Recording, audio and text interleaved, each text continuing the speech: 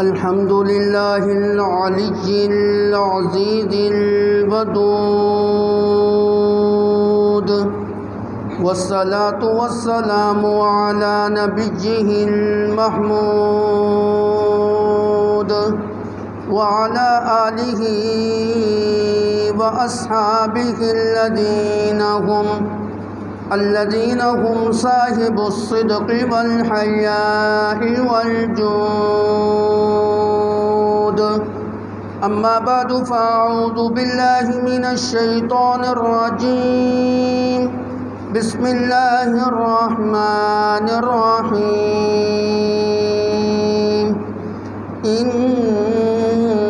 عدة الشهور عند الله 12 شهرا في كتاب الله يوم خلق السماوات والأرض منها 4 حرم ذلك الدين القيم فلا تظلموا فيهن أنفسكم وقاتلوا المشركين كافة كما يقاتلونكم كافة واعلموا أن الله مع المتقين. قال النبي صلى الله عليه وسلم: ليس منا من ضرب الحدود وشق الجيوب ودعا بدعوة الجاہلیہ. نہایت ہی واجب الاحترام بزرگوں، دوستوں،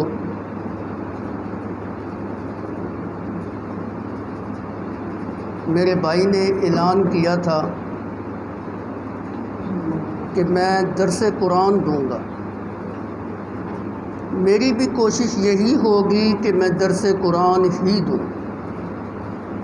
جو موضوع میرے ذمہ لگایا گیا ہے اس موضوع کے ماتحت انشاءاللہ کوشش کروں گا آپ کو اللہ کا قرآن سناؤں. اور قرآن ہی آتا ہے اور تو کچھ آتا بھی نہیں ہے جی. کوئی اپنی برائی نہیں ہے.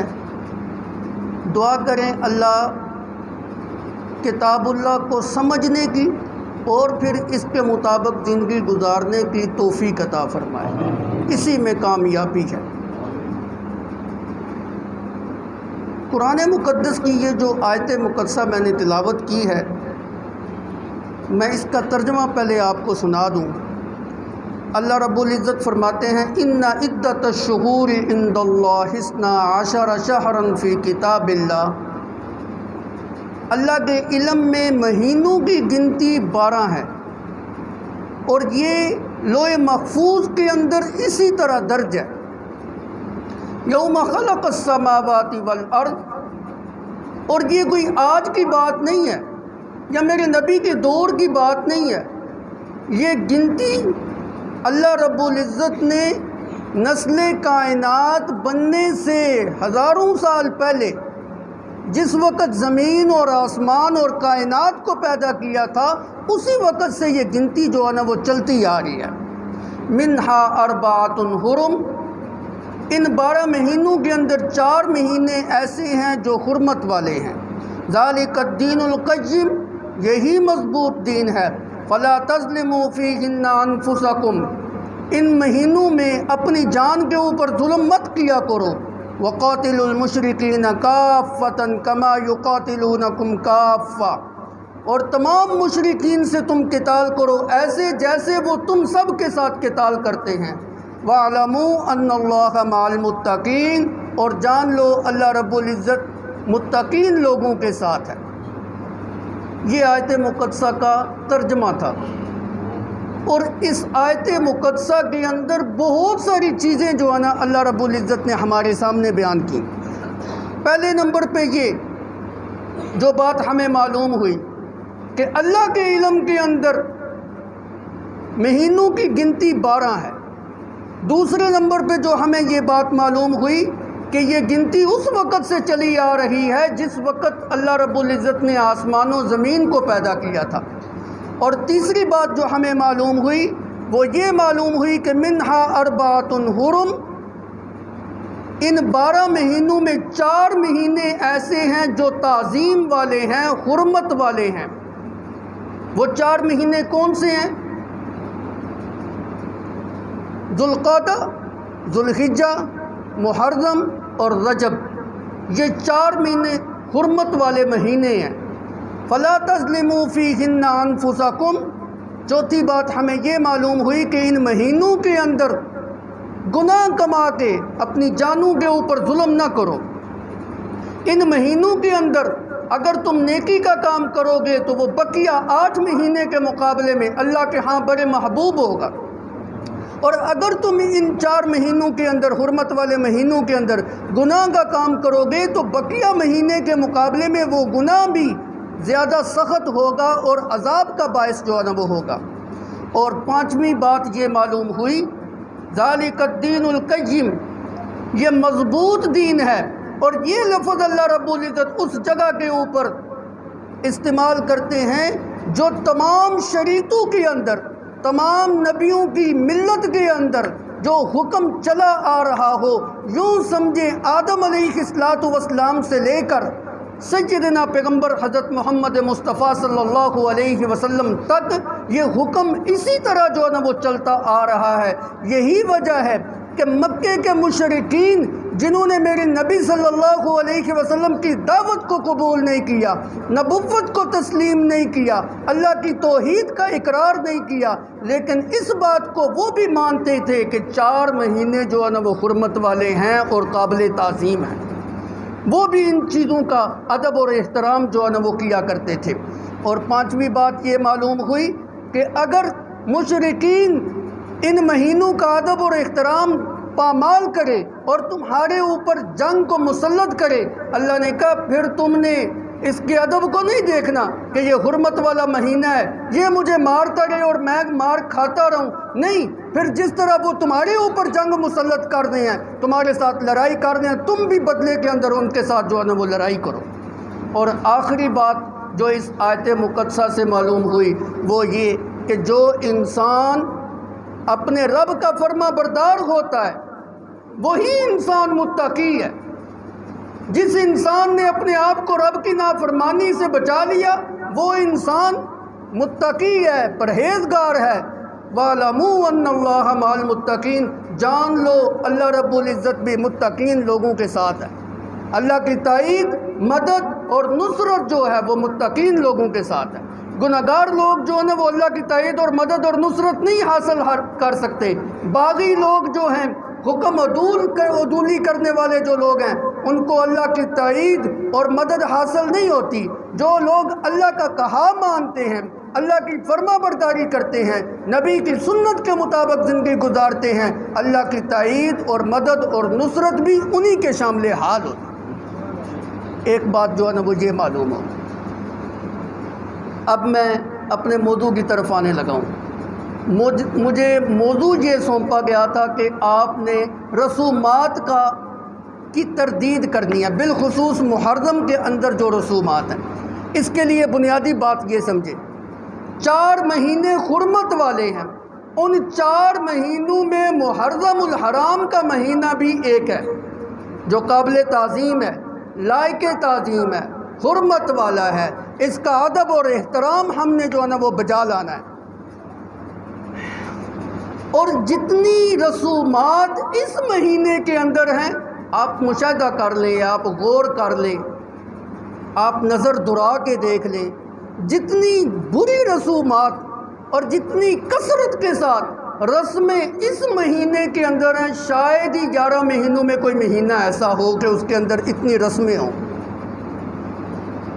ہر مسلمان کے اوپر لازم ہے کہ وہ اپنی نبی کی سنت کی تبلیغ اور ترویج کرے اور ان رسومات کا خاتمہ کرے، اور بالخصوص امت کے وہ لوگ جو صاحب علم ہیں، صاحب فضل و کمال ہیں، ان لوگوں کی ڈیوٹی ہے علم والے جو لوگ ہیں، عالم جو ہیں، فاضل جو ہیں، مفتیان کرام جو ہیں، ائمہ کرام جو ہیں، پیشوا قسم کے جو لوگ ہیں، ان کی یہ ڈیوٹی بنتی ہے کہ انہوں نے رسومات کا خاتمہ کرنا ہے اور نبی کی سنت کو ترویج اور تبلیغ کرنی. یہ ہم سب کی ذمہ داری ہے. بحیثیت مسلمان ہم سب کی یہ ذمہ داری ہے کہ ہم نبی کی سنت کو پروان چڑھائیں، ترویج اور تبلیغ کریں، عام کریں اور بدعات کا اور رسومات اور رواجات کا خاتمہ کریں. یاد رکھیے یہ بھی میری نبی کی سنت ہے. رسومات کا خاتمہ کرنا اور سنت کو عام کرنا یہ بذات خود بھی میری نبی کی سنت ہے.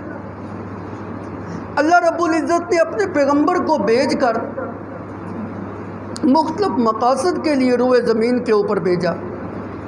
آپ کو بھیجنے کا ایک مقصد یہ بھی تھا کہ جاہلیت کی جو رسمیں تھیں نا، آپ ان کا خاتمہ کریں. رسموں کا خاتمہ آپ نے کیا. مثال کے طور پہ میں 2-3 مثالیں دے دیتا ہوں. عرب کے اندر ایک یہ بھی رسم تھی کہ اللہ رب العزت نے تو 4 مہینے حرمت والے قرار دیے اور ان 4 مہینوں کے اندر جنگ کرنے کی، قتال کرنے کی، لڑائی کرنے کی اجازت نہیں تھی.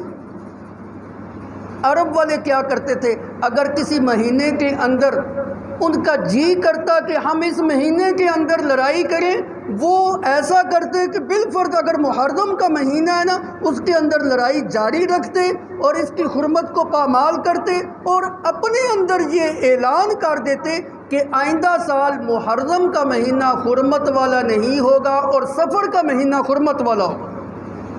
میرے نبی صلی اللہ علیہ وسلم کو جس وقت نبوت ملی، آپ نے فرمایا یہ عرب کی قدیم اور بری رسم تھی کہ وہ اللہ کے حرمت والے مہینے کو ختم کر کے اپنی طرف سے جو ہے نا حرمت والا مہینہ کوئی قرار دیتے تھے. میں محمد ان کی جاہلیت کی اس رسم کو خاتمہ کرتے ہوئے اعلان کرتا ہوں کہ آج کے بعد محرم کا مہینہ ہی جو ہے نا وہ حرمت والا مہینہ ہوگا اور دور گھوم گام کے اپنی اصل شکل کے اندر جو ہے نا وہ آ گیا ہے. آج کے بعد محرم والے مہینے اور جو 4 مہینے اللہ نے حرمت والے بنائے ہیں وہی لائق تعظیم اور قابل تعظیم ہوں گے. مشرکین کی اس رسم کا ہم خاتمہ کرتے ہیں. اسی طرح مشرکین کے اندر ایک بری رسم یہ بھی تھی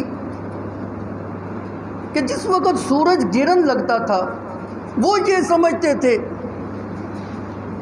کہ آج کوئی بڑا حادثہ پیش آیا، آج کوئی بڑے بندے کی وفات ہوئی ہے، آج کوئی بڑے بندے کی پیدائش ہوئی ہے، کوئی بڑا عظیم بندہ جو ہے نا وہ دنیا کے اندر آیا ہے یا دنیا سے جو ہے نا وہ رخصت ہوا ہے. یہ ان کے اندر ایک رسم جو ہے نا وہ چلی آ رہی تھی. اتفاق ایسا ہوا کہ نبی صلی اللہ علیہ وسلم کے صاحبزادے حضرت ابراہیم علیہ السلام ان کی وفات ہو گئی. اب جب ان کی وفات ہوئی نا، اتفاق سے اسی دن سورج گرہن بھی لگ گیا. لوگوں نے جاہلیت کے طور طریقے کو اپناتے ہوئے یہ مشہور کرنا شروع کر دیا کہ دیکھو حضرت ابراہیم جو نبی صلی اللہ علیہ وسلم کے صاحبزادے ہیں، ان کی وفات کے اوپر آج سورج کو بھی گرہن لگ گیا ہے، یہ بھی جو نا آنسو بہا رہا ہے، یہ بھی جو نا وہ رو رہا ہے اور اس غم کے اندر جو ہے نا بے نور ہو گیا ہے.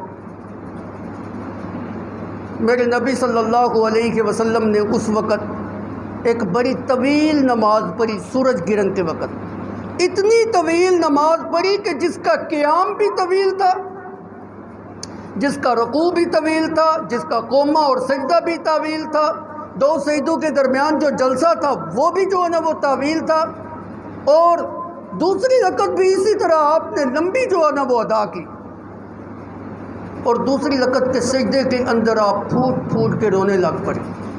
اللہ کے پیغمبر صلی اللہ علیہ وسلم زاروں کے تار جو ہے نا وہ رونے لگ پڑے.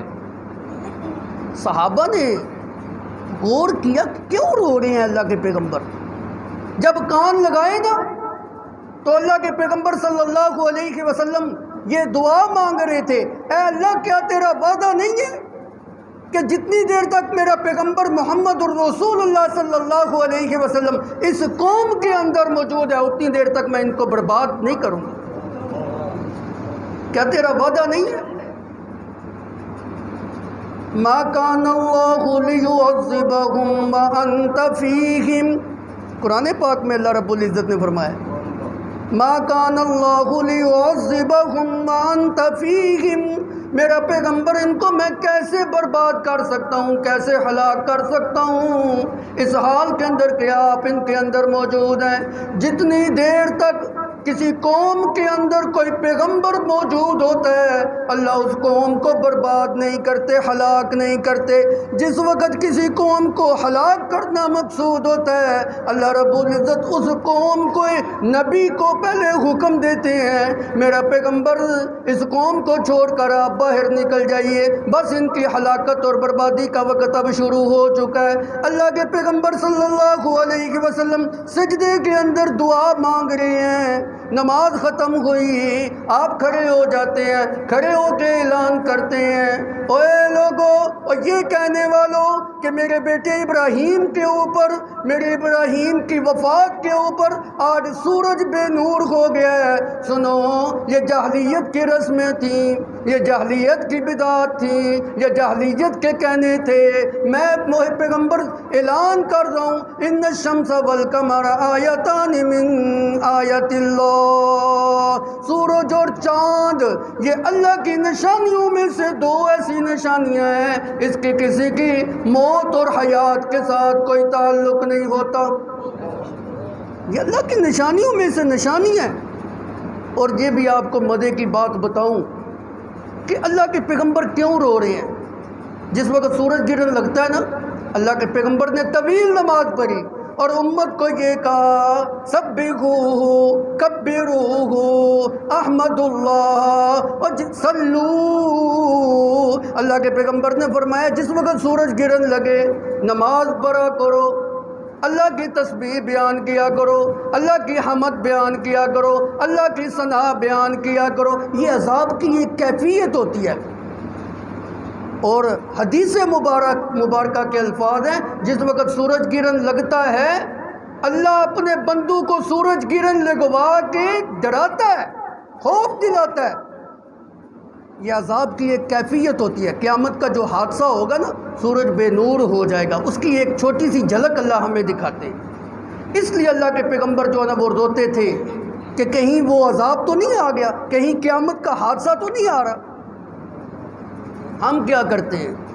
نماز کا تو ہمیں پتہ ہی نہیں ہے صلاۃ الکسوف کیا ہوتی ہے اور صلاۃ الخسوف کیا ہوتی ہے اور اس کی رکعتیں کتنی ہوتی ہیں اور اس کا طریقہ کار کیا ہوتا ہے، یہ تو ہمیں پتہ ہی نہیں ہے نا جی۔ نہ ہم نے اس دن کبھی جو نا حمد اور ثنا اور تسبیح پڑھی ہے۔ ہم کیا کرتے ہیں؟ کالی آنکھیں، کالی چشموں والی اینک لگا کے نا سورج کی طرف دیکھتے ہیں، باہر میدانوں کے اندر نکل کے ہم جو نا اس کو دیکھتے ہیں، خوردبین لگا کے اور دوربین لگا کے جو ہے نا وہ دیکھتے ہیں۔ اللہ کے پیغمبر کا کیا جو ہے نا طرز تھا اور کیا سنت تھی۔ عرض یہ کر رہا تھا جاہلیت کی اس رسم کو خاتمہ کیا۔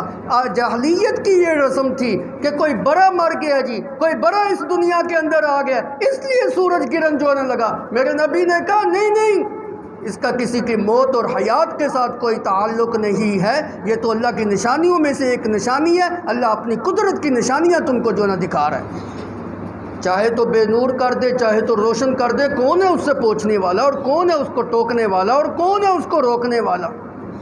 کسی کی کیا مجال ہے۔ میرے نبی نے جاہلیت کی رسم کا خاتمہ کیا ہے۔ میں نے آپ کو کہا تھا میں درس قرآن دوں گا۔ سورہ احزاب کے اندر اللہ رب العزت نے اپنے پیغمبر سے دو رسموں کا خاتمہ کرایا ہے۔ عرب کے اندر جو نا ایک یہ بھی رسم تھی کہ جس وقت وہ اپنی ماں کے ساتھ، جس وقت وہ لوگ اپنی بیوی کے ساتھ زہار کر لیتے نا تو اس کو حقیقت میں ماں کا درجہ دے دیتے، اس کو حقیقی ماں سمجھا جاتا۔ زہار کس کو کہتے ہیں؟ زہار اس کو کہتے ہیں کوئی بندہ اپنی بیوی کو یہ کہے کہ تو میرے اوپر ایسے ہے جیسے میری ماں ہے۔ یہ الفاظ بولنے سے اس کی بیوی عارضی طور پہ اس کے لیے حرام ہو جائے۔ تیری پیٹھ میرے اوپر ایسے ہے جیسے میری ماں کی پیٹھ ہے. اب ماں کی پیٹھ تو حرام ہے جی. یا اپنی کسی محرم رشتہ دار سے اپنی بیوی کے کسی عضو کو تشبیہ دیتا ہے جی. عرب کا دستور یہ تھا اگر کسی نے اپنی عورت سے زہار کر لیا اب اس کو حقیقت کے اندر ماں کا درجہ دے لیتے تھے اور حقیقت کے اندر جو ہے نا اس کو اپنے لیے ابد الآباد جو ہے نا وہ حرام قرار دیتے تھے. اللہ رب العزت نے میرے نبی سے ان کی اس رسم بد کا خاتمہ کرایا. ما جعل ازواجکم اللائی تظاہرون منکن امہاتکم، یہ سورہ احزاب ہے. ما جعل ازواجکم اللائی تظاہرون منکن امہاتکم، جن اپنی بیویوں کے ساتھ تم زہار کرتے ہو وہ تمہاری مائیں نہیں ہیں. جن کے ساتھ تم زہار کرتے ہو وہ تمہاری ماں. اور 28ویں پارے میں فرمایا والذین یظاہرون منکم من نسائہم ما ہن امہاتہم ان امہاتہم الا اللائی ولدنہم وانہم لیقولون منکرا من القول وزورا. جن اپنی عورتوں کے ساتھ زہار کرتے ہو وہ تمہاری حقیقت کے اندر مائیں نہیں بن گئی، وہ تمہاری بیوی ہیں. ماں تو وہ ہوتی ہے جس نے اولاد کو جنم دیا ہو، جس نے بچے کو جنم دیا ہو، جس نے تم کو جنم دیا، بس وہی تمہاری ماں ہے. دوسری ماں نہیں ہو سکتی. بیوی ماں نہیں ہو سکتی. بیوی بیوی ہے، ماں نہیں ہو سکتی. وَإِنَّهُمْ لَيَقُولُونَ مُنْكَرًا مِنَ الْقَوْلِ وَزُورًا، لیکن تم نے منہ سے ایک بڑی بری بات نکالی ہے، جھوٹی بات نکالی ہے، گندی بات نکالی ہے. اللہ کہتے ہیں اتنی دیر تک تیری بیوی تیرے لیے حلال نہیں ہو سکتی جتنی دیر تک کفارہ ادا نہیں کر لیتا. اب غلام آزاد کر. غلام آزاد کرنے کی طاقت نہیں. 2 مہینے کے مسلسل روزے رکھ. 2 مہینے کے مسلسل روزے رکھنے کی طاقت نہیں. وَمَن لَّمْ يَسْتَطِعْ مِنكُمْ فَإِطْعَامُ 60 مسکینا، 60 مسکینوں کو کھانا کھلا. اب اگر کسی بندے نے یہ کام کر لیا اس کی بیوی جو ہے نا اس کی حلال ہو، اس کے لیے حلال ہو. لیکن جاہلیت کی رسم یہ تھی کفارہ ادا کرنے کے باوجود بھی وہ ابد الآباد جو ہے نا بیوی کو اپنے اوپر حرام سمجھتے. اللہ نے میرے نبی سے اس رسم بد کا خاتمہ کرایا اور فرمایا ما جعل ازواجکم اللائی تظاہرون منکن امہاتکم، تمہاری بیویاں تمہاری مائیں نہیں. میرا پیغمبر اس رسم بد کا جو ہے نا آپ خاتمہ کیجیے. اور دوسری رسم بد کا بھی خاتمہ جو ہے نا اس کے فوراً بعد اپنے پیغمبر سے فرمایا. دوسری رسم بد یہ تھی عرب کے معاشرے کے اندر ایک یہ بھی دستور تھا جس بچے کو لے کے پالا ہوا ہے نا، لے پالک بچہ، متبنہ بچہ، اپنا حقیقی بیٹا نہ ہو، اس کو لوگ اپنا حقیقی بیٹا سمجھنے لگ جاتے اور اس کے ساتھ حقیقی اور صلبی بیٹے والا سلوک کرتے. بعد میں وفات کے بعد اس کو ترکے کے اندر بھی جو ہے نا وہ حصہ دار جو ہے نا وہ سمجھتے. اللہ رب العزت نے کہا نا میرا پیغمبر یہ جو جاہلیت کی رسم ہے نا اس کا خاتمہ آپ نے کرنا ہے. جو متبنہ بیٹا ہوتا ہے وہ متبنہ ہوتا ہے، منہ بولا ہوتا ہے، لے پالک ہوتا ہے، اس کی پرورش تو آپ نے کی ہے لیکن حقیقت کے اندر وہ بیٹا نہیں ہے. حقیقی اور صلبی بیٹے کے احکام اس کے اوپر نہیں لگتے. اور عرب کے اندر یہ بری رسم تھی اگر بیٹے نے اس متبنہ بیٹے نے اپنی بیوی کو طلاق دے دی تو اب یہ جو سسر تھا اس کے ساتھ نکاح نہیں کر سکتا، وہ اس کو حقیقت کے اندر جو نا اپنی بہو سمجھتا. اللہ رب العزت نے اس رسم کا خاتمہ کرایا. فرمایا وَمَا جَعَلَ أَدْعِيَاءَكُمْ أَبْنَاءَكُمْ ذَلِكُمْ قَوْلُكُمْ بِأَفْوَاهِكُمْ، جن بیٹوں کو تم منہ سے بول کے کہتے ہو او میرا بیٹا، متبنہ بیٹا، لے پالک بیٹا جس کی تم نے پرورش کی ہے، ذَلِكُمْ قَوْلُكُمْ بِأَفْوَاهِكُمْ، یہ تمہاری منہ کی بات تو ہو سکتی ہے، حقیقت کے اندر وہ تمہارا بیٹا نہیں ہو سکتا. میں اللہ کا حکم یہ ہے ادعوہم لآبائہم هو اقسط عند اللہ، ان کو اصل باپو کے ساتھ بلایا کرو، جو ان کے اصل باپ ہیں ان کی طرف نسبت کر کے ان کو جو نہ بلایا کرو. یہ نہ کہا کرو کہ جو لے پالک ہے وہ جو جس کا بیٹا جس نے پرورش کیا اس کو باپ کا درجہ دے دو. نہ، हुआ अक़सतु इंदल्लाह, अल्लाह के हाँ इंसाफ की बात ये है कि उसको उसके असल बाप के साथ जो है ना वो बुलाया करो। और फिर एक वाक़या भी जो ना अल्लाह रब्बुल इज़्ज़त ने हमें सुनाया, हज़रत ज़ैद रज़ी अल्लाह ताला अन्हो का। हज़रत ज़ैद रज़ी अल्लाह ताला अन्हो वो शख्सियत हैं जो अम्मा हदीजतुल कुबरा रज़ी अल्लाह ताला अन्हो के ग़ुलाम थे। मेरे नबी से मुतासर होकर मक्के की इस मालदार औरत ने नबी सल्लल्लाहु अलैहि वसल्लम को खुद निकाह का पैगाम भेजा, और निकाह के बाद इतनी मुतासर हुई नबी के अखलाक से, नबी के किरदार से, नबी के अफ़आल से, नबी की आमाल से, नबी की अमानत से, नबी की दयानत से इतनी मुतासर हुई, अपना सारा माल जो है ना नबी सल्लल्लाहु अलैहि वसल्लम को हिबा कर दिया। जहाँ चाहे आप जो है ना खर्च करें, कोई आपको रोकने टोकने वाला नहीं। मैं भी नहीं पूछूंगी कि मेरा माल आपने कहाँ पे खर्च किया। उस सारे माल में से हज़रत ज़ैद जो अम्मा खदीजतुल कुबरा रज़ी अल्लाह ताला अन्हो के ग़ुलाम थे, ये नबी सल्लल्लाहु अलैहि वसल्लम के पास आ गए। नबी सल्लल्लाहु अलैहि वसल्लम ने आपसे बड़ी मोहब्बत का सलूक किया, बड़ी मेहनत के साथ, बड़ी मोहब्बत के साथ, शफ़क़त के साथ, नरम मिजाजी के साथ आपकी परवरिश की। हत्ता कि आपके जो हकीकी वालिदैन थे उनको पता चल गया कि हमारा बेटा जो है ना वो मक्के के अंदर मोहम्मद नामी एक शख्स है सल्लल्लाहु अलैहि वसल्लम, उसके पास है। वो तलाश करते करते आप सल्लल्लाहु अलैहि वसल्लम के पास आ गए। हज़रत जी देखिए ना, ये हमारा बेटा जो है ये असलन और नस्लन ग़ुलाम नहीं, ये तो हमारी फ़लाँ कबीले के साथ लड़ाई हुई थी, उन्होंने हमारे बेटे को उठा के ले गए, गिरफ़्तार कर लिया, बेच दिया, बिकता बिकता बिकता आपके पास आ गया है, ग़ुलाम बन गया है। आप जितनी रकम हमसे लेना चाहते हैं हम देने के लिए तैयार हैं, आप हमारे बेटे को हमारे हवाले कर दीजिए। हमें पता चला है आप बड़े नरम मिजाज हैं, हमें पता चला है आप बड़े दयानतदार हैं, हमें पता चला है आप बड़े हुस्न सलूक करने वाले हैं। आप जितनी रकम मांगते हैं हम मुँह बोली रकम आपको देने के लिए तैयार है। मैं उसका बेटा, मैं उसका बाप हूँ, ये उसका चचा है, ये उसका फलां रिश्तेदार है। आप हमारे साथ भी हुस्न सलूक का मुजाहरा करते हुए ज़ैद को हमारे साथ भेज दीजिए। नबी सल्लल्लाहु अलैहि वसल्लम ने फरमाया, भाई मुझे तुम्हारे मालो दौलत की ज़रूरत कोई नहीं है, लेकिन ऐसे मैं ज़ैद को नहीं जाने दूंगा, मैं मुफ्त दे दूंगा, लेकिन ज़ैद को बुलाता हूँ, पूछो ज़ैद से, अगर वो जाना चाहता है तो उसको ले जाओ। हज़रत ज़ैद रज़ी अल्लाह ताला अन्हु को बुलाया गया। बेटा ज़ैद, ये तेरा बाप तुझे लेने के लिए आया, ये तेरा चचा, ये तेरा फ़लाँ रिश्तेदार, ये तेरे फ़लाँ कबीले के लोग, पहचानता है इनको?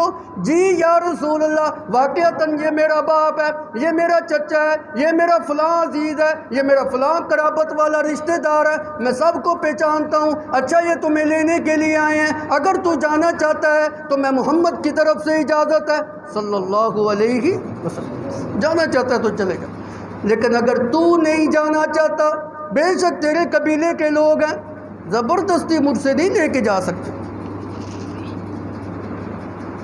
हज़रत ज़ैद रज़ी अल्लाह ताला अन्हु फरमाने लगे, नहीं या रसूल अल्लाह, बेशक मेरा बाप है, बेशक मेरा चचा है, बेशक मेरे कबीले के अफराद हैं, लेकिन जो हुस्न सलूक आपसे मुझे मिला, जो शफ़क़त आपसे मुझे मिली, जो मोहब्बत आपने मुझे दी, जो तरबियत आपने मेरी की, जिस तरह परवरिश मेरे पैगंबर आपने मेरे साथ की, जो प्यार आपने मुझे दिया है, मेरे बाप से भी वो प्यार मुझे नहीं मिला, इसलिए मैं अपने बाप के साथ नहीं जाऊंगा, बकिया सारी ज़िंदगी मेरा पैगंबर तेरे कदमों के अंदर गुजारूंगा। ये है नबी के साथ मोहब्बत, ये है नबी के साथ मोहब्बत। अपने बाप को कुर्बान कर दिया, बाप की जुदाई, माँ की जुदाई, वतन की जुदाई, कबीले की जुदाई, दोस्तों की जुदाई, सब कुछ अपने नबी के लिए सब कुछ कुर्बान कर दिया। नहीं गए, नबी सल्लल्लाहु अलैहि वसल्लम के पास रहे, उतनी देर तक آپ کامل مومن نہیں بن سکتے جتنی دیر تک اپنا سب کچھ، مال، آل، اولاد، ازواج، املاک، سب کچھ جو ہے نا میرے نبی کی محبت کے لیے قربان نہیں کرتے۔ ان ساری چیزوں سے بڑھ کر اگر آپ کو میرے نبی سے محبت نہیں ہے نا تو آپ کامل ایمان والے قطعاً نہیں ہو سکتے۔ ان سب چیزوں سے بڑھ کر جب تک آپ میرے پیغمبر سے محبت نہیں کرتے۔ لا یؤمن احدکم حتی اکون احب الیہ من والدہ وولدہ والناس اجمعین۔ اپنے بچوں اور اپنے والدین بلکہ ساری نسل انسانیت سے بڑھ کر میرے نبی جب تک تمہارے لیے محبوب نہیں بن جاتے، آنکھوں کا تارا نہیں بن جاتے، اتنی دیر تک تمہارا ایمان کامل۔ میرے نبی صلی اللہ علیہ وسلم کو حضرت زید کے اس فیصلے کے اوپر اتنی خوشی ہوئی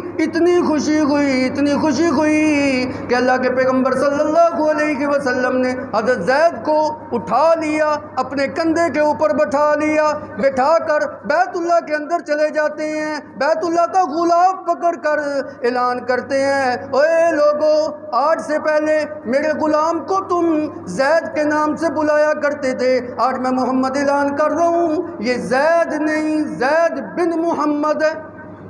آج کے بعد اس کو زید بن محمد کہا جائے، یہ محمد کا بیٹا زید ہے صلی اللہ علیہ۔ اتنی خوشی ہوئی، چنانچہ مکے والے سارے اب حضرت زید کو زید بن محمد جو ہے نا وہ کہنے لگ پڑے، اسی نام کے ساتھ پکارنے لگ پڑے۔ لیکن میرے اللہ کے فیصلے تو کچھ اور تھے نا جی، اللہ کو تو یہ منظور نہیں تھا۔ اللہ کا حکم کیا تھا؟ ادعوہم لآبائہم هو اقسط عند اللہ فإن لم تعلموا آباءہم فإخوانکم فی الدین وموالیکم۔ سنو، ان کو ان کے اصل باپوں کے نام کے ساتھ بلایا کرو، یہ زید بن محمد نہیں، زید بن حارثہ ہے، اسی نام کے ساتھ اس کو بلاؤ جو اس کا اصل نام ہے۔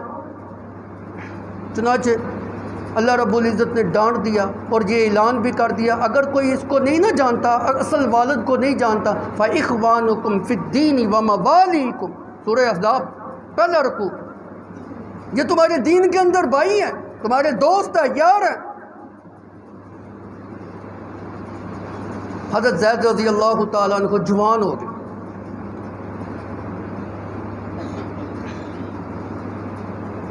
شادی کے قابل ہو گئے۔ نبی صلی اللہ علیہ وسلم نے اتنا پیار تھا حضرت زید کے ساتھ، اپنی پھپھی کی بیٹی حضرت زینب رضی اللہ تعالی عنہ سے نکاح کروا دیا، نکاح بھی ہو گیا۔ اتفاق ایسا ہوا کہ حضرت زید رضی اللہ تعالی عنہ کے ساتھ جو ہے نب نہیں آتی، آپس میں بن نہیں آئی، اختلاف ہو گیا، میاں بیوی کا اختلاف ہو گیا، ہر روز آئے دن جھگڑا ہو جاتا ہے۔ حضرت زید رضی اللہ تعالیٰ عنہ آئے دن نبی صلی اللہ علیہ وسلم کے پاس شکایت لے کے آ جاتے، بے شک زید بن محمد ہے لیکن اصل میں تو غلام ہی تھا نا جی۔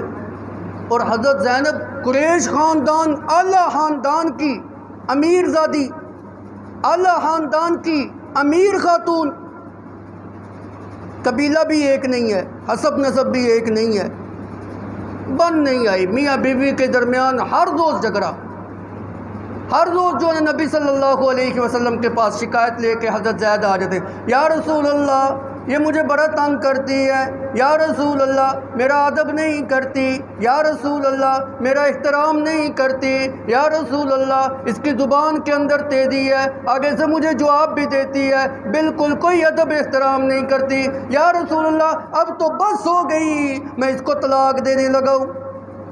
اللہ رب العزت نے بھی سنا دیا ہوا تھا، اگر زید نے طلاق دے دی نا تو تو نے پھر اس کے ساتھ شادی کرنی ہے، میرا نبی تو نے پھر اس کے ساتھ شادی کرنی ہے۔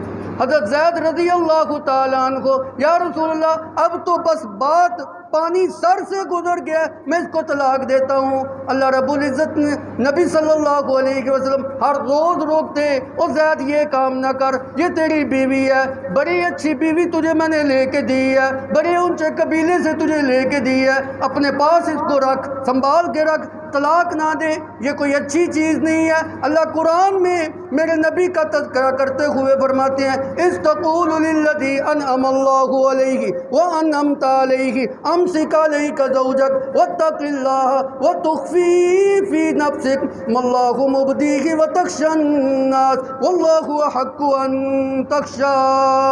میرا پیغمبر جس وقت تو اس کو کہہ رہا تھا، کس کو؟ انعم اللہ علیہ، اللہ نے بھی اس کے اوپر انعام کیا۔ اللہ نے کیا انعام کیا؟ وہ بکتا بکاتا میں نے اس غلام کو تیری جولی میں لا کے ڈال دیا، میں نے تیرے قدموں میں لا کے ڈال دیا، تیری وجہ سے اس کو اسلام کی توفیق ملی ہے۔ وَأَنَّمْتَ عَلَيْهِ، تو نے بھی اس کے اوپر انعام کیا، بڑے اچھے طریقے سے اس کی پرورش کی، بڑے اچھے طریقے سے اس کو پالا پوسا، بڑی اچھی اس کی تربیت کی۔ یہ سارے نبی صلی اللہ علیہ وسلم کے حضرت زید کے اوپر انعامات تھے۔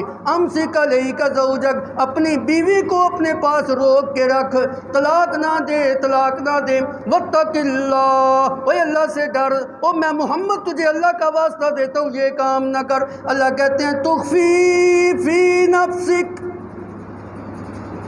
میں جانتا ہوں وہ بات جو تیرے دل میں چھپی ہوئی تھی۔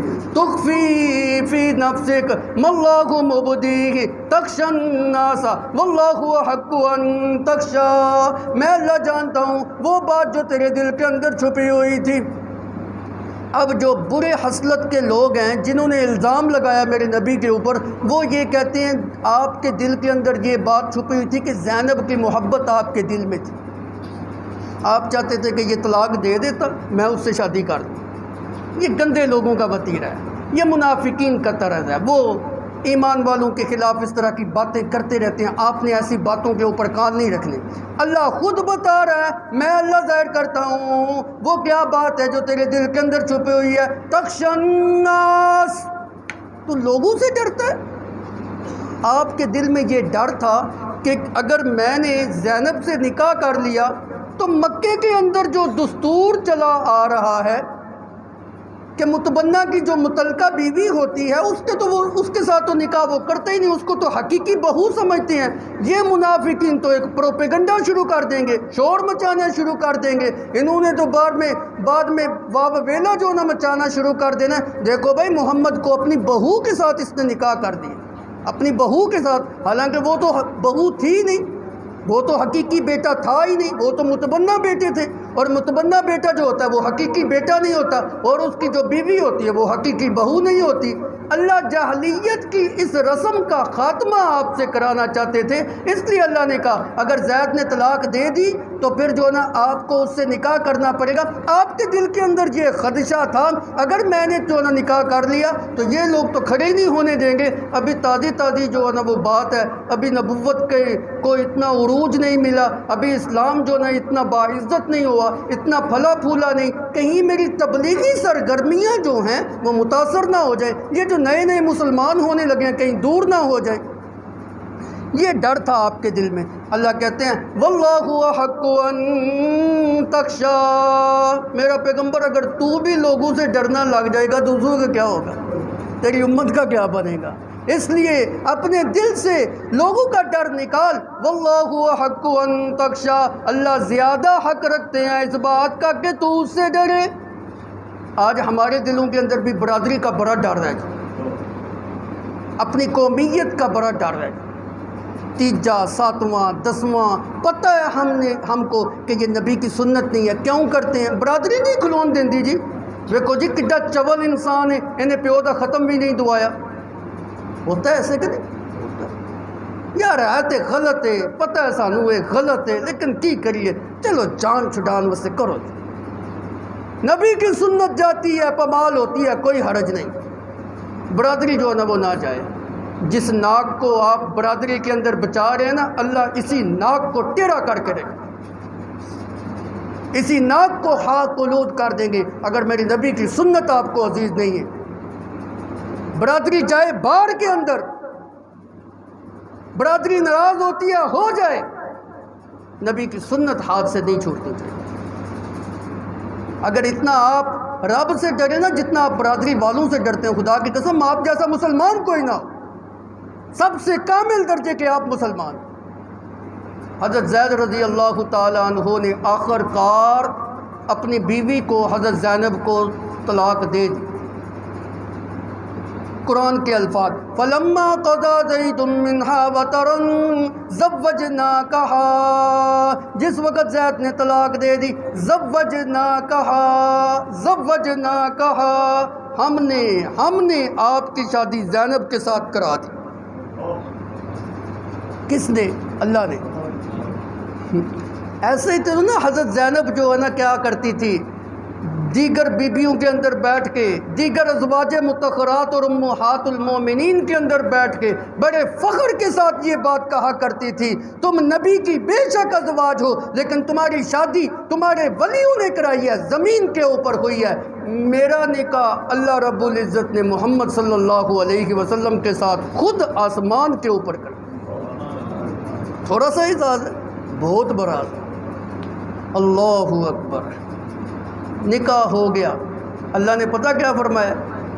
ما کان محمد ابا احد من رجالکم ولکن رسول اللہ وخاتم النبیین وکان اللہ بکل شیء علیما۔ آج سے پہلے آپ نے یہ آیت ختم نبوت کے لیے سنی ہوگی، اور بالکل صحیح سنی ہے۔ ختم نبوت کا اس کے اندر مسئلہ جو ہے نا واضح ہوتا ہے، لیکن میں اس آیت کو اس پچھلے واقعے کے ساتھ جو ہے نا وہ جوڑنا چاہتا ہوں۔ اصل تو اس کا جوڑ اس واقعے کے ساتھ ہے۔ ما کان محمد، تین باتیں اللہ نے فرمائی۔ ما کان محمد ابا احد من رجالکم ولکن رسول اللہ وخاتم النبیین، تین باتیں اللہ نے فرمائی ہیں اس آیت کے اندر۔ پہلی بات، ما کان محمد ابا احد من رجالکم، آپ کسی بھی مردوں میں سے کسی بھی مرد کے محمد صلی اللہ علیہ وسلم باپ نہیں ہیں، کسی بھی کامل مرد کے باپ نہیں ہیں۔ جب کسی کے بھی باپ نہیں ہیں تو پھر زید کے بھی باپ نہیں ہیں، جب زید کے بھی باپ نہیں ہیں تو اس کی بیوی جو ہے وہ آپ کی بہو بھی نہیں ہے۔ سمجھ آ گئی؟ جب آپ کی بہو بھی نہیں ہے تو پھر کیا مسئلہ ہے کہ آپ جو نا کیوں نہیں نکاح کرتے؟ کریں اس کے ساتھ نکاح، بہو کے ساتھ نکاح نہیں ہو سکتا، یہ تو آپ کی بہو بھی نہیں ہے۔ اب یہاں پہ یہ سوال ہو سکتا ہے، جی اللہ نے فرمایا کہ کسی کے باپ نہیں ہے، حالانکہ آپ کے 4 بیٹے تھے، طیب تھا، طاہر تھا، قاسم تھا، ابراہیم تھے، ان کے تو آپ باپ تھے نہ۔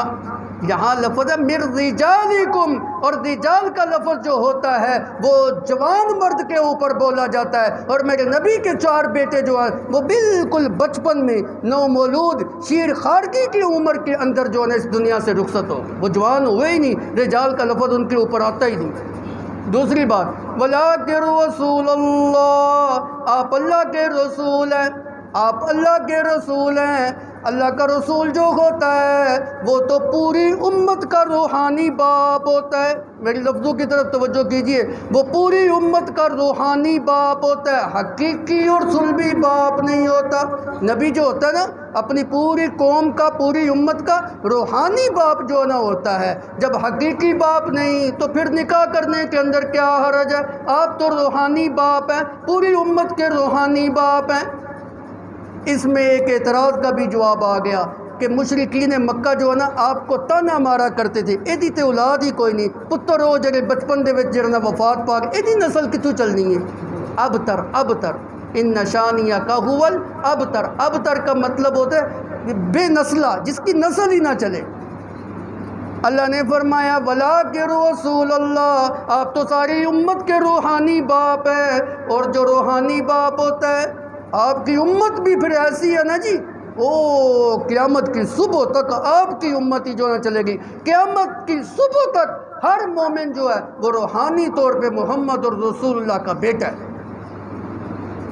بے شک آپ کی نسل نہیں چلی، لیکن آپ کا تذکرہ ہم نے زندہ کر دیا، آپ کا ذکر خیر ہم نے جو نہ وہ چلا دیا ہے، آپ کی روحانی نسل کو ہم نے جو نہ چلا دیا ہے، اور جو لوگ آپ کو تانا دیا کرتے تھے وہ بے نام و نرام ہو گئے، وہ جو نہ بے نسلیں ہو گئے، ان کی نسلیں جو نہ کٹ گئیں اور ختم ہو گئی۔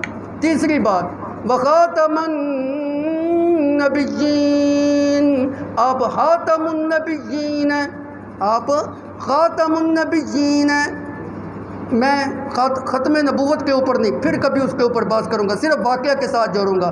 میرا پیغمبر، آپ کے اوپر نبوت ختم ہو گئی، جس وقت آپ کے اوپر نبوت ختم ہو گئی، آپ کے بعد کسی نبی نے نہیں آنا، تو اگر یہ رسم بد آپ نے نہیں توڑنی تو کس نے توڑنی ہے؟ اگر آپ کے بعد کسی اور نبی نے آنا ہوتا تو ہم اس رسم بد کا خاتمہ اس سے کرا لیتے، اور تو کوئی نبی آنا نہیں، تو آپ نے نہیں کرنی تو کس نے کرنی ہے؟ خاتم النبیین، آپ نبیوں کی جماعت کو ختم کرنے والے ہیں، آپ آخری نبی ہیں، آپ آخری رسول ہیں، آپ آخری پیغمبر ہیں۔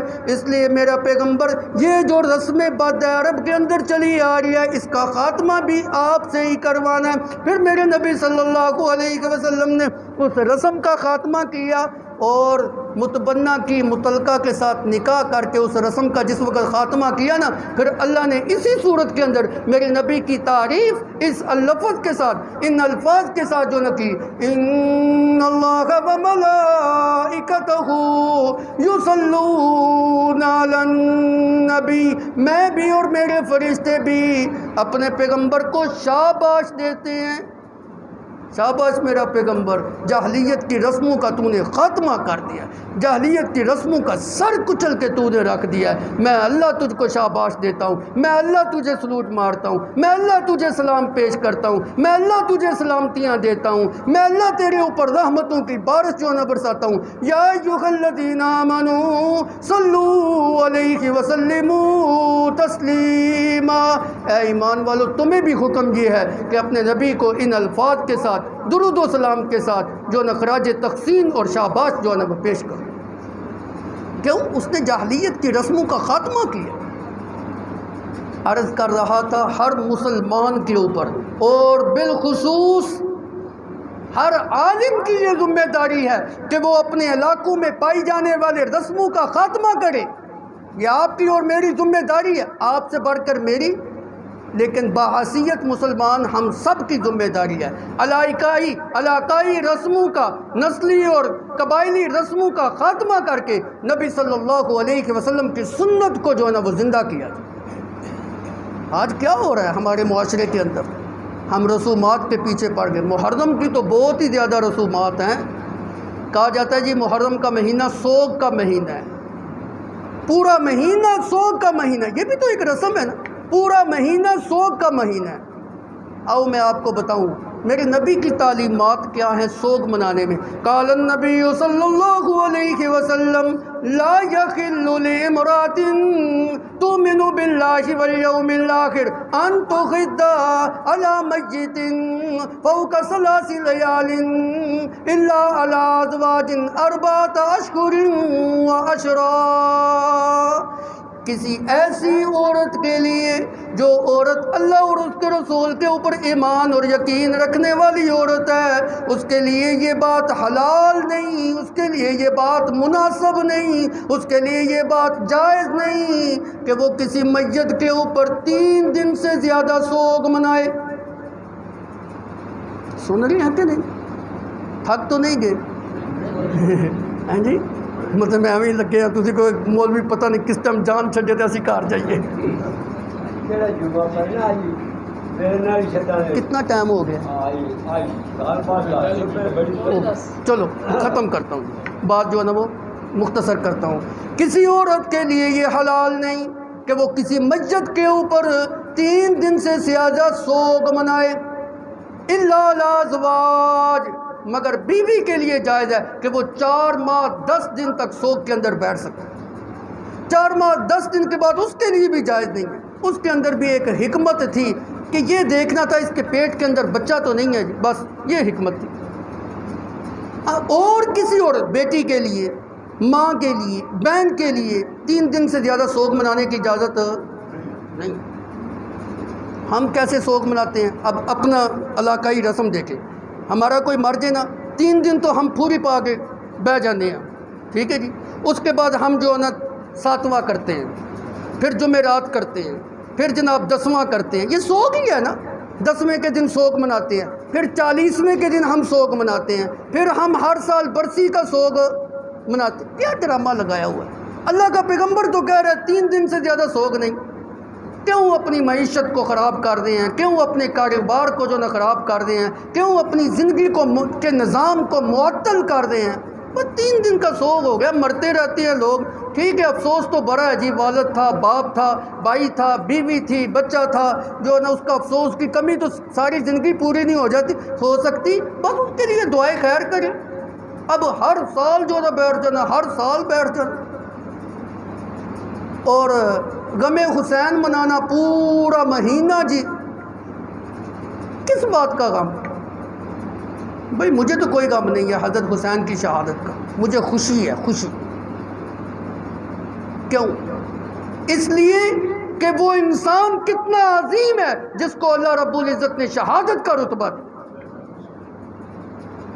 اگر کسی آپ کی میں مثال دے دیتا ہوں، اگر کوئی بندہ، اس کا بچہ جہاد کے اندر شہادت کے رتبے پہ فائز ہو جائے تو والدین کو آ کے کیا کہتے ہو؟ جی بڑا افسوس ہے جی، بڑا غم ہے جی؟ نہیں، اس کے باپ کو لوگ آ کے مبارک دیتے ہیں، مبارک ہو تیری بیٹے کو خیر والی شہادت والی موت جو ہے نصیب ہوئی ہے، تو بڑا خوش قسمت ہے۔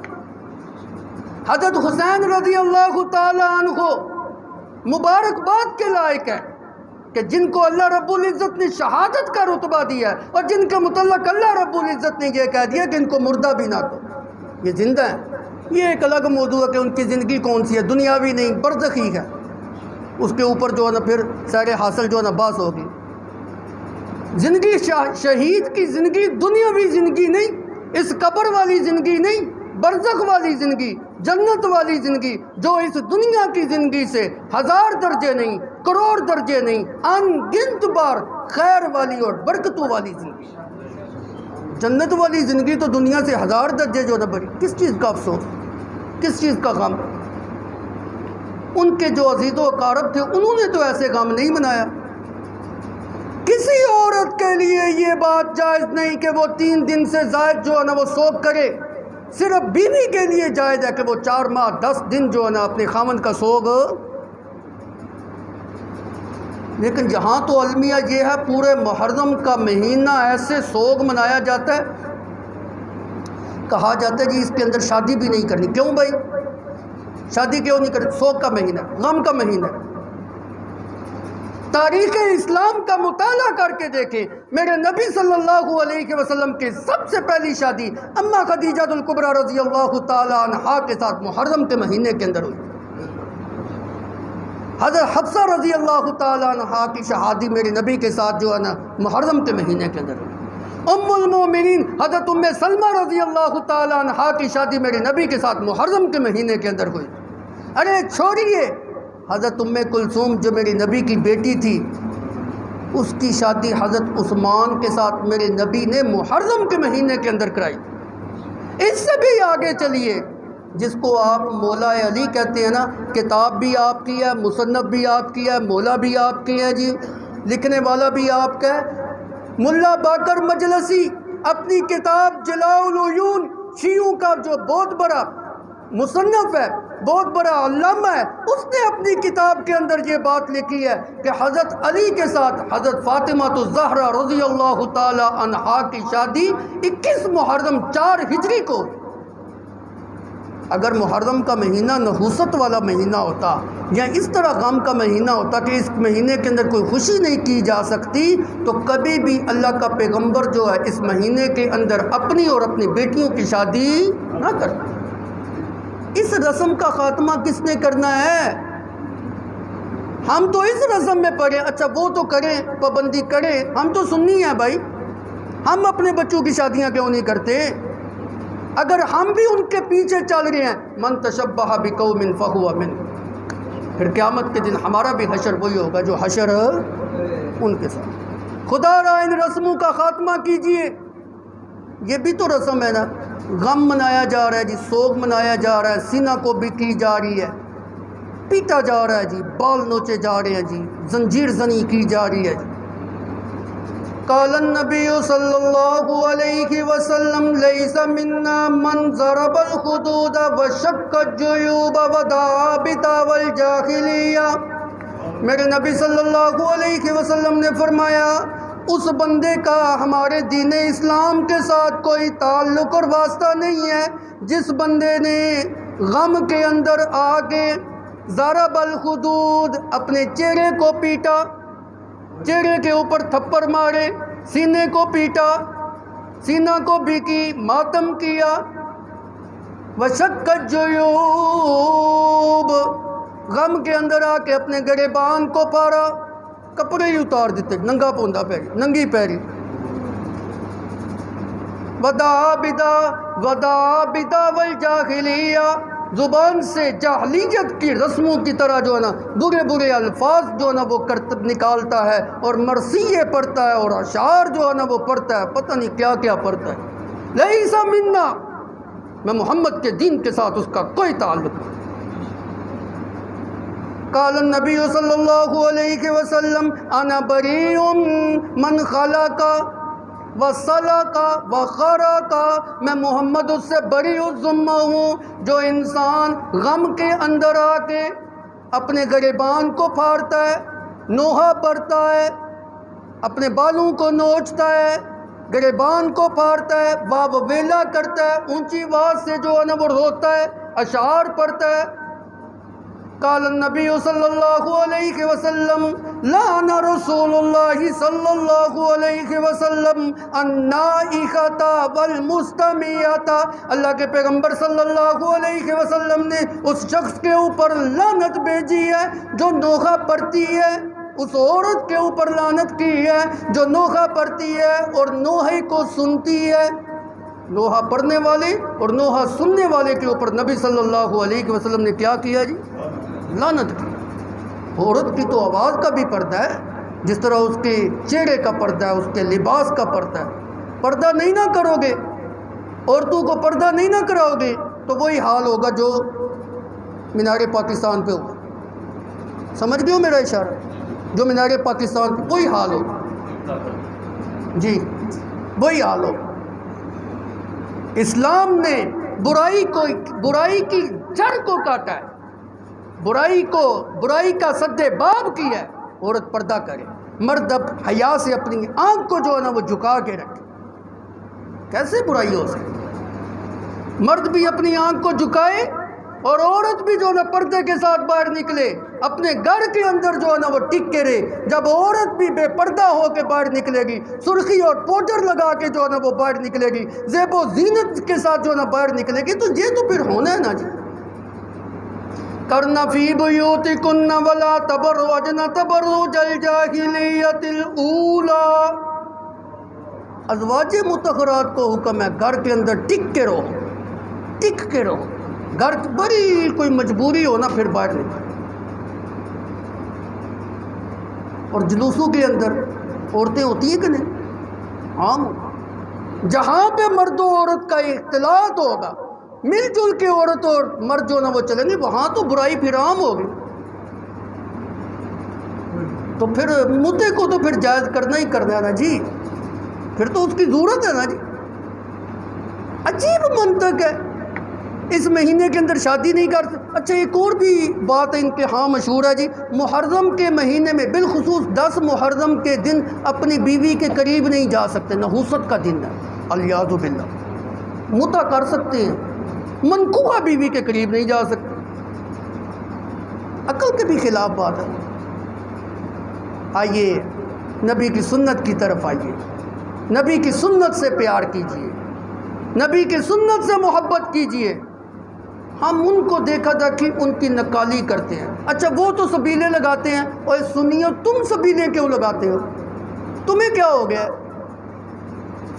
وہ تو غم حسین کے اندر سبیلے لگائیں شربت کی، سمجھ آتی ہے بات؟ تم کس کی نقالی میں کرتے ہو؟ من تشبہ بقوم فہو منہم، ان کے ساتھ مشابہت اختیار کرو گے انہی جیسے ہوگے، انہی جیسا حشر تمہارا ہو۔ اب تو جناب ہمارے گجرات میں جی ٹی ایس چوک کے اندر سونے کے گلاس کے اندر جو نا شربت پلایا جاتا ہے۔ اللہ کے پیغمبر صلی اللہ علیہ وسلم نے مومن کے لیے سونا اور چاندی حرام کیا ہے، سونے کے برتن کو استعمال کرنے سے منع کیا ہے۔ یہ تو جنتی کا اعزاز ہے کہ اس کو جنت کے اندر جو نا سونے کے برتن میں پلایا جائے گا، کھلایا جائے گا جی۔ تو یہ رسم ہے نا جی، ان کی نکالی میں عام دنوں کے اندر کیوں نہیں تقسیم کیے؟ یہ بدعت ہے، یہ رسم ہے، یہ رواج ہے، یہ خرافات ہیں، یہ جو ہے اہل تشیع کی نکالی ہے، جس سے بچنا آپ کے لیے اور میرے لیے ضروری ہے۔ ہمارے لوگوں نے بھی سبیلیں لگائی ہوئی ہیں غم حسین کے اندر۔ کیوں بھائی؟ حضرت عثمان کی شہادت بھول گئی؟ 40 دن تک جن کا کھانا اور پانی بند رہا، اس وقت تجھے یاد نہیں آئی سبیل لگانا؟ اور جنگ یرموک کے وہ شہداء جب زخمی پڑے ہوئے تھے، ایک نے پانی مانگا تھا، اس کو پانی کا پیالہ پیش کیا گیا تھا، دوسرے جو نا زخمی نے کہا پانی، اس کو جو نا اس کے بھائی نے کہا پہلے اس کو پلاؤ، تیسرے نے مانگا اس نے کہا اس کو پلاؤ، چوتھے نے مانگا اس نے کہا اس کو پلاؤ، پانچویں نے، چھٹے نے، ساتویں نے، جب ساتویں تک پانی کا پیالہ پہنچا، شہادت کا رتبہ جو ہے نا وہ فائز کر چکا ہوا تھا، پہلے کے پاس دوبارہ آیا، وہ بھی جو ہے نا شہید ہو چکا ہوا تھا، ایک دوسرے کو ترجیح دی، شہادت جو ہے نا وہ گلے لگا لی، موت جو ہے نا وہ گلے لگا لی، لیکن جو ہے نا اپنے بھائی کو جو ہے نا وہ ترجیح دی، 82 جو ہے نا وہ اس دنیا سے رخصت ہو گئے۔ ان کی یاد میں تجھے سبیل لگانا یاد نہیں آئی؟ اور میں یہ نہیں کہہ رہا کہ حضرت عثمان یا شہدائے یرموک جو ہیں ان کی شہادت میں آپ سبیلیں لگائیں، نہیں، میں ایک الزامی جواب دے رہا ہوں سمجھانے کی خاطر۔ خدا را ان سبیلوں سے رکے۔ سبیل لگانے کے لیے آپ کو سڑک کے اوپر رستہ بلاک کرنے کی ضرورت نہیں ہے، پانی پلائیں، پانی پلانا تو بڑے ثواب کا کام ہے، پورا سال پلاتے رہے۔ آ جائیے نبی کی سنت کی طرف، خدا را آ جائیے نبی کی سنت کی طرف۔ لقد کان لکم فی رسول اللہ اسوۃ حسنہ، لقد کان لکم فی رسول اللہ اسوۃ حسنہ، میرے نبی کی زندگی تمہارے لیے بہترین نمونہ ہے، بہترین مثال ہے، اس زندگی کی وہ اپناؤ، اس مثال کو جو ہے نا اپنی زندگی کے اندر لاؤ، اسی کے اندر تمہاری کامیابی ہے۔ ما آتاکم الرسول فخذوہ وما نہاکم عنہ فانتہوا، جو چیز اللہ کا پیغمبر تمہیں دے اس کو مضبوطی کے ساتھ پکڑ لو، اور جس چیز سے تم کو منع کرے رک جاؤ، باز آ جاؤ، چھوڑ دو اس چیز کو، اسی کے اندر تمہاری کامیابی ہے۔ وَأَطِیعُوا الرَّسُولَ لَعَلَّکُمْ تُرْحَمُونَ، رسول اللہ کی اطاعت کے اندر اپنی زندگی گزارو گے، اللہ کی رحمت کے جو ہے نا وہ مستحق ہوگے۔ مَن یُطِیعِ الرَّسُولَ فَقَدْ فَازَ فَوْزًا عَظِیمًا، جس نے اللہ کے رسول کی اطاعت کی اس نے بہت بڑی کامیابی کو حاصل کر لیا۔ کامیابی نبی کی سنت کے اندر ہے۔ اگر نبی کی سنت کے مطابق زندگی نہیں گزاری، خرافات کے پیچھے، بدعات کے پیچھے، رسومات کے پیچھے، رواجات کے پیچھے چل کے زندگی گزاری، کبھی بھی کامیابی تمہارا مقدر نہیں ہو سکتی۔ اللہ عمل کی توفیق عطا فرمائے۔ وآخر دعوانا الحمدللہ رب العالمین۔ رب